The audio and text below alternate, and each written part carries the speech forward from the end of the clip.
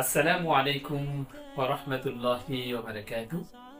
আহলান সাহলান ওয়া মারহাবান বিকুম জামিআন আইয়ুহাল মুশাহিদুনা মুশাহিদাত। প্রিয় শিক্ষার্থী বন্ধুরা, আমাদের আরবি মাদ্রাসা আন-নাদিল আদাবি আল ইসলামী অঙ্গনে আপনাদের সকলকে সুস্বাগতম।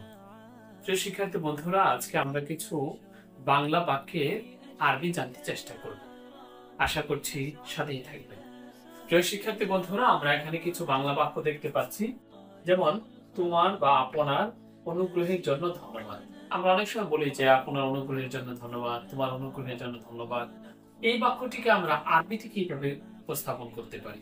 এই বাক্যটিকে আমরা আরবিতে বলবো শুকরান আলা ইহসানিক।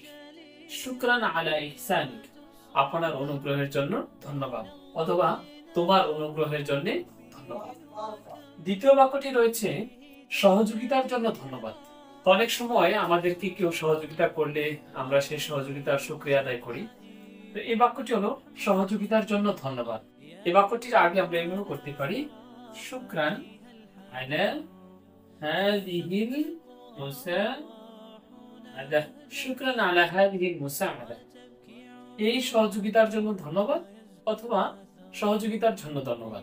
শুকরান আলা হাযিহিল মুসাআদা, সহযোগিতার জন্য ধন্যবাদ। পরবর্তী বাক্যটি হলো আপনার মেহমানদারির শুকরিয়া আদায় করছি। অনেক সময় আমরা কারো মেহমান হই, মেহমান হওয়ার পরে আমাদেরকে মেজবানরা মেহমানদারি করিয়ে থাকেন। তো মেহমানদারি যখন করানো হয়, তখন সেই কথাটা আমরা কিভাবে আরবিতে উপস্থাপন করব? এই বাক্যটি আরবি হলো ওয়াবিরু আন শুকরি লিদিয়াফাতিক। ওয়াবিরু আন শুকরি লিদিয়াফাতিক, অথবা আমরা এভাবে বলতে পারি ওয়াবিরু আন শুকরি ওয়ামতিনানি। ইমতিনান শব্দটাকে আমরা যোগ করতে পারি, সেটাও কৃতজ্ঞতা অর্থে আসে।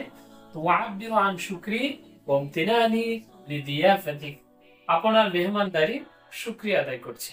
ওয়া ইলা হুনা আকতাফিল ইয়াউম ওয়া আতামান্না লাকুম আস-সিহহা ওয়াল আফিয়া ওয়া লাকুম শুকরুন জাযীল। বারাকাল্লাহু ফীকুম। মা আসসালামা। আসসালামু আলাইকুম ওয়া রাহমাতুল্লাহি ওয়া বারাকাতুহু।